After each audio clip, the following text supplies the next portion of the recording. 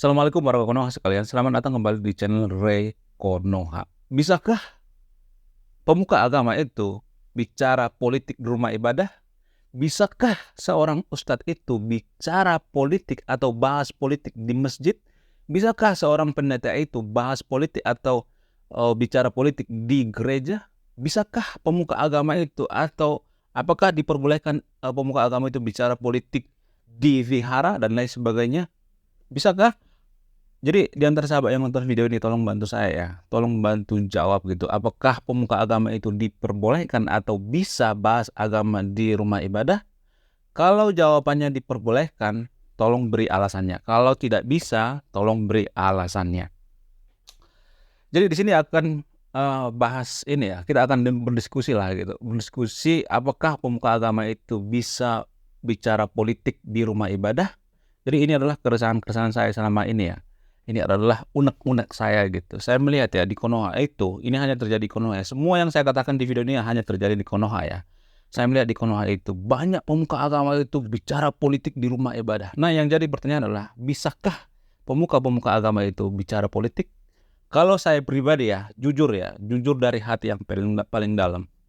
Saya tidak memperbolehkan politik digabung dengan agama. Artinya gini, seorang pemuka agama itu tidak boleh bicara politik di rumah ibadah. Seorang pemuka agama itu tidak boleh haram membahas politik di rumah ibadah. Apa alasannya? Mungkin antara sahabat yang nonton video ini, kalau saya mengatakan nggak boleh belajar gabungin antara politik dengan agama, nggak boleh bahas politik dengan agama.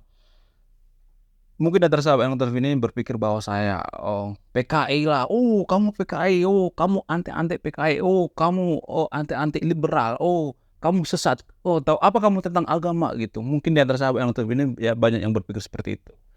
Jika sahabat yang berpikir seperti itu, ya mohon di skip video ini gitu. Karena gini guys, orang-orang yang berpikiran sempit itu pemikirannya ya atau kalimat-kalimatnya seperti itu. Tahu apa kamu tentang agama? Ngaji dulu sana, ilmu masih cetek. Jadi pemikiran seperti ini adalah pemikiran orang yang berpikir sempit ya. Jadi di sini saya akan membahas topik-topik yang sensitif ya, topik-topik yang sensitif sehingga nanti akan berdampak gitu. Kalau misalnya salah memahami akan berdampak gitu.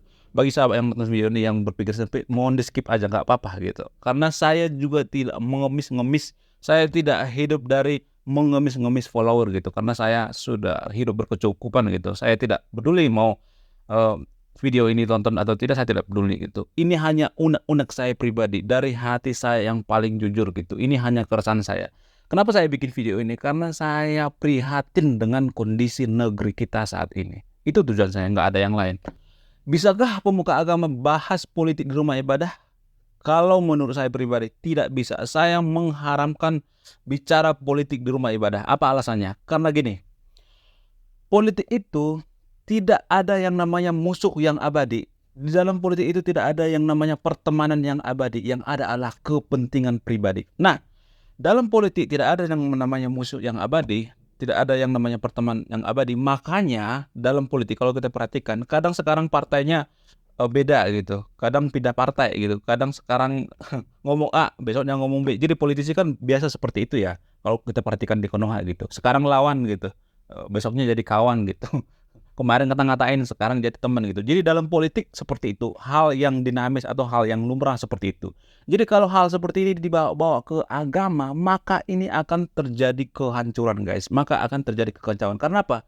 Karena dalam agama itu tidak ada yang namanya hal-hal seperti di politik itu. Sekarang berteman, besok nggak berteman lagi, terus berantem lagi, baikan lagi. Nggak ada seperti itu. Dalam agama itu kalau musuh sekarang, ya besoknya juga musuh gitu. Kalau musuh sekarang, sampai selama-lamanya juga musuh. Makanya dalam agama tertentu ada istilah yang mengatakan, jangan berteman sama kafir gitu. Jangan berteman sama Yahudi. Rasis terhadap agama lain. Rasis terhadap suku lain dan lain sebagainya. Karena apa? Karena ini adalah akibat penggabungan antara politik dengan agama. Agama zaman sekarang ini sudah dicampur-campur dengan kepentingan politik. Jika seorang pemuka agama bicara politik di rumah ibadah, sama halnya seperti anak kecil yang bermain api. Bagaimana cara menjauhkan anak kecil daripada api? Caranya jangan bermain api gitu. Kalau misalnya kita mengatakan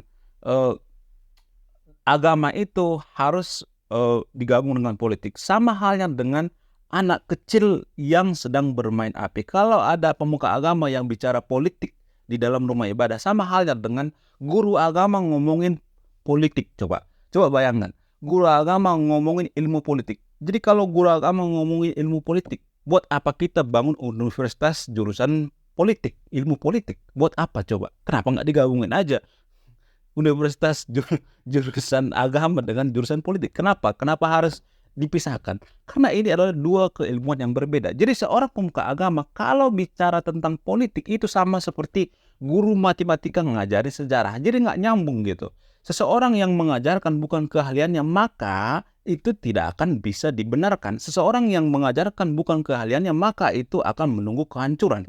Ada banyak negara di dunia ini ya, negara jujur-jujuran aja, saya itu tidak suka yang namanya munafik-munafik. Ada yang banyak negara di dunia ini yang hancur karena apa? Karena politik dibalut dengan agama. Ada banyak orang yang mati konyol gitu. Karena apa? Karena politik digabung dengan agama. Politik digabung dengan agama itu artinya sesuatu kejahatan itu bisa terlihat mulia kalau dibalut dengan agama. Kita ambil contoh misalnya, salah satu contoh misalnya, ada seorang ormas misalnya. Jadi ada pemimpin ormas misalnya di Konoha misalnya, dia mau mengkudeta negara gitu misalnya, tapi dia tidak ada dukungan gitu. Dia mau ngambil dukungan atau menggarap massa gitu, atau menggarap people power misalnya. Lalu bagaimana cara dia mengkudeta negara? Dengan cara apa? Dengan cara bawa agama, guys. Beneran. Dengan cara bawa agama itu adalah hal yang paling murah. Dengan mempelintir ayat, dengan menggabung-gabungkan antara politik dengan agama, maka negara bisa hancur, guys. Negara bisa kacau gitu. Itulah alasannya kenapa ada yang mengatakan bahwa kalau kita menggabungkan antara politik dengan agama, kalau si ketua ormas tadi itu mengkudeta agama, mengkudeta negara dengan menggunakan agama, maka di sini kita bisa mengatakan bahwa agama itu adalah sumber kekacauan, agama itu adalah sumber perpecahan. Kita ambil contoh kedua misalnya, ada sebuah negara misalnya, negara ini memperluas wilayah atau menginvasi negara lain misalnya, atau memerdeka atau segala macam lah gitu. Kita nggak tahu tujuannya apa gitu. Nah, bagaimana cara untuk menggerakkan massa? Bagaimana cara mengambil hati rakyat? Dengan cara apa? Biasanya pemimpin-pemimpin negara ini atau pemimpin-pemimpin organisasi ini, maka dia akan mentwist gitu. Dia akan menggabungkan antara agama dengan politik. Dia akan membalut tujuan politiknya dengan agama. Untuk apa? Untuk meraih simpati masyarakat gitu. Untuk meraih simpati rakyat gitu. Kalau misalnya dia mau invasi negara lain misalnya, mau menjajah negara lain, dia akan menggabungkan antara politik dengan agama. Biar apa? Biar masyarakatnya itu tersedot perhatiannya. Biar masyarakatnya itu setia. Karena sesuatu yang dibalut dengan agama itu, maka otak tidak akan bisa berfungsi, otak akan tumpul. Jadi itulah alasannya kenapa banyak orang meninggal hanya karena kepentingan politik. Banyak orang yang meninggal mati konyol hanya untuk memperebutkan surga. Banyak orang mati konyol hanya karena kita menggabungkan antara politik dengan agama. Padahal dia nggak tahu orang yang mati konyol ini tidak bersalah. Yang salah itu adalah pemimpinnya membalut politik dengan agama, membalut tujuannya dengan agama, membawa agama untuk embel-embel politiknya, sehingga orang bisa fanatik buta, orang bisa tidak menggunakan akal sehat, orang bisa tidak sadarkan diri, sehingga dia mengorbankan nyawanya, mati konyol dengan apa? Dengan sia-sia, hanya kepentingan politik. Jadi dalam hal ini, kalau sudah agama dicampur adukkan dengan politik, kalau tujuan kita berkuasa, kita bawa agama, maka di sini agama bisa dikatakan sumber perpecahan atau sumber kehancuran. Kita ambil contoh lain misalnya yang terjadi di Konoha misalnya.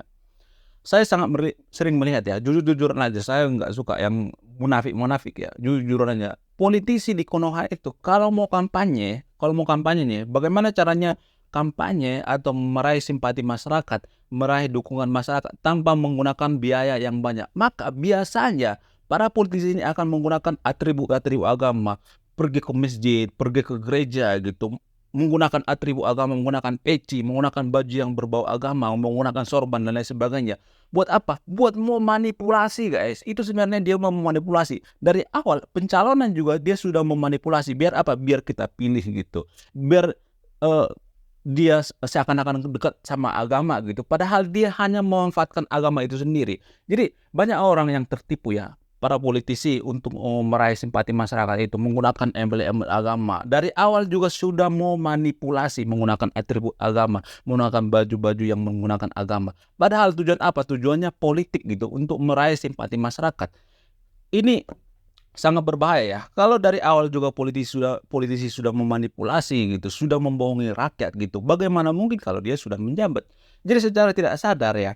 Ini nih sering ini di Konoha ya, banyak orang yang tidak sadar. Secara tidak sadar kita menginjak-injak agama itu sendiri. Kita menjadikan agama itu seperti keset. Kita mengasong-asongkan agama itu sendiri. Kita melacur-lacurkan agama itu sendiri. Jadi kita sebenarnya yang mengotori agama itu sendiri. Kita gabung-gabungkan dengan politik, kita gabung-gabungkan dengan masalah kotak suara gitu. Kita gabung-gabungkan dengan pencalonan DPR dan lain sebagainya gitu. Jadi kita sebenarnya yang mengotori agama itu. Kita yang menginjak-injak agama itu sendiri.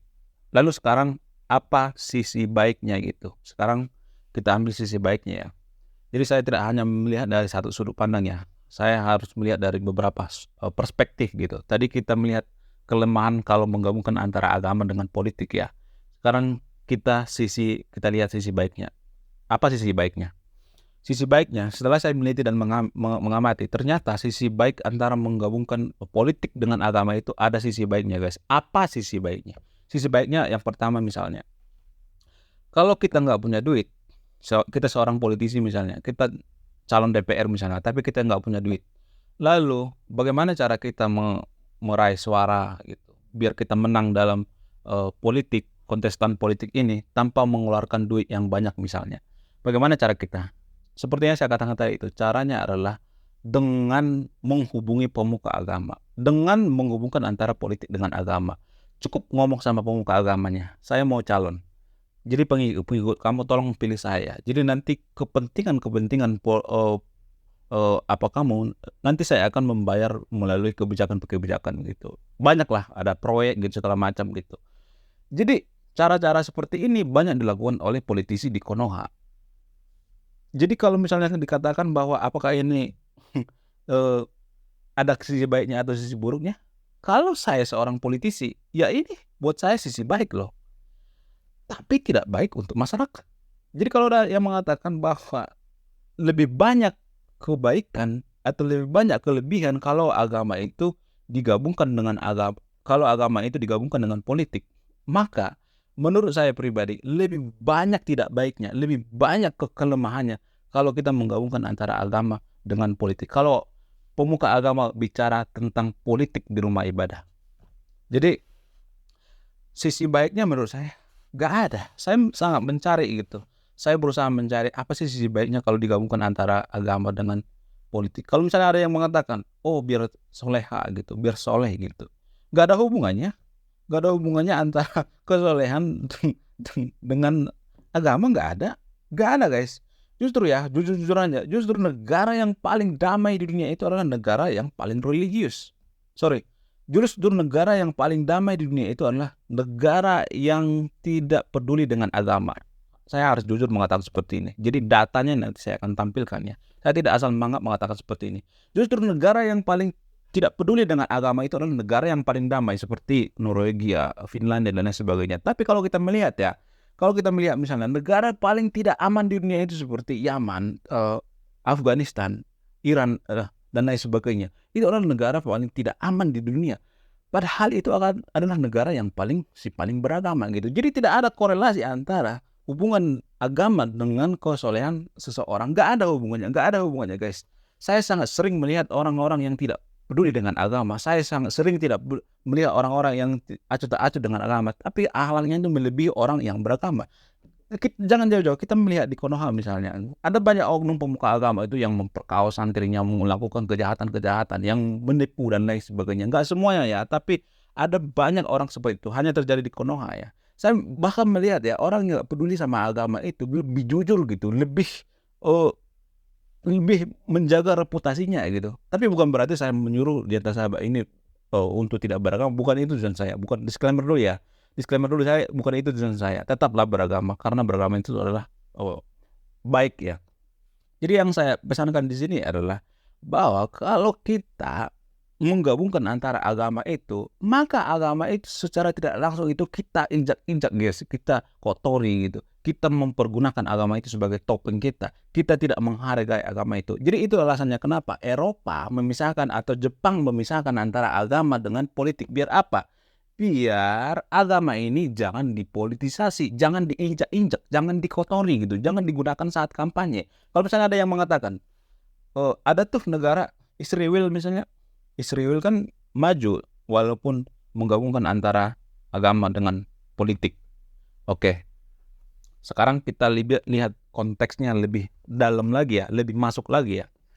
Yang jadi pertanyaan misalnya, apakah di Israel itu ketika seorang pejabat itu atau seorang DPR misalnya atau seorang bupati atau gubernur dan lain sebagainya misalnya di sana mau menjabat menggunakan agama? Apakah memperalat agama? Apakah menggunakan atribut agama gitu? Pergi ke gereja-gereja gitu, mengemis-ngemis gitu, ke masjid-masjid mengemis-ngemis suara gitu. Apakah seperti itu? Gak ada, gak ada, gak ada di Israel seperti itu, di Israel seperti itu gak ada. Jadi kita harus lihat konteksnya ya. Di Israel itu orang-orang rata-rata IQ orang itu 100, gak ada sejarahnya negara yang IQ 78 itu maju, gak ada. Coba kalau ada nanti saya transfer 1 juta. Coba satu sebutkan negara yang maju yang rata-rata IQ-nya 78. Dan yang kedua misalnya, coba sebutkan satu negara di dunia ini, negara demokrasi ya, negara demokrasi yang maju tapi tidak memprivasi agama. Artinya menggabungkan antara agama dengan politik. Coba sebutkan. Kalau ada gua transfer 50 juta. Beneran, serius.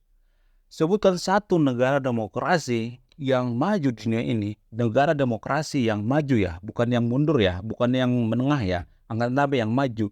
Tapi tidak memisahkan antara agama dengan politik. Semua negara demokrasi yang maju di dunia ini memisahkan antara politik dengan agama. Seperti Jerman misalnya. Seperti Prancis misalnya, mereka itu adalah mbahnya demokrasi. Mereka itu sudah hatam gitu, mereka itu sudah bosan gitu, sudah bosan ribut, sudah bosan perang atas apa? Atas nama agama. Agama ini diperalat, politik digabung dengan agama. Maka mereka memisahkan antara politik dengan agama. Bukan karena mereka benci dengan agama. Ini saya sering mendengar orang, oh kamu anti-anti Israel, oh kamu anti-anti Yoni dan lain sebagainya. Pokoknya banyak macam-macam gitu. Ada banyak orang yang mengatakan seperti itu. Akan tetapi mereka sebenarnya Jerman, Jepang itu atau Prancis itu memisahkan antara agama dengan politik. Itu tujuannya apa? Biar agama ini tidak diinjak-injak guys, tidak dikotori gitu. Politik itu kan kotor ya. Bagaimana gak kotor coba? Seorang DPR misalnya, seorang wakil rakyat mau mencalonkan, maka dia akan memberikan serangan pajar 200.000 per kepala. Jujur-jujuran aja, jangan munafik ya. 200.000 per kepala. Dari awal juga dia sudah mengajarkan ketidakjujuran kepada rakyat, yaitu nyogok. Bagaimana mungkin dia kalau sudah menjabat enggak korupsi? Coba hitung-hitungan matematika sederhana. Bagaimana mungkin dia tidak korupsi? Dari awal juga sudah nyogok gitu. Ya, itulah kotornya politik. Jadi kalau ada menggabungkan antara agama dengan politik itu sama seperti mengotori agama itu sendiri. Menggabungkan antara politik dengan agama itu sama seperti anak kecil bermain api. Seperti saya katakan tadi itu. Pemuka agama yang bicara tentang politik itu artinya dia bermain api. Seperti anak kecil bermain api. Bagaimana caranya biar anak kecil ini tidak terbakar? Ya menjauhkan agama dengan politik gitu. Bukan berarti kita mengatakan, oh nggak apa-apa kalau dia pintar bermain api mah. Ya ada yang pintar bermain api nggak kebakaran. Seperti apa misalnya magician menggunakan api gitu, atraksi menggunakan seperti limbat misalnya menggunakan api. Ada tapi 1 dari 1 juta orang. Kalau misalnya ini disamaratakan semuanya di generalis, pasti banyak orang yang kebakar gitu. Jadi kalau anak kecil ini biar nggak kebakar, api itu adalah politik ya. Jadi kalau dia tidak kebakar, api itu kita ibaratkan politik ya. Ya jauhkan anak kecil ini atau pemuka agama ini politik gitu. Jangan bicara politik gitu. Oke, sebelum saya marah-marah lagi, nanti saya akan gak kontrol gitu marahnya. Ya udah, kita tutup aja ya.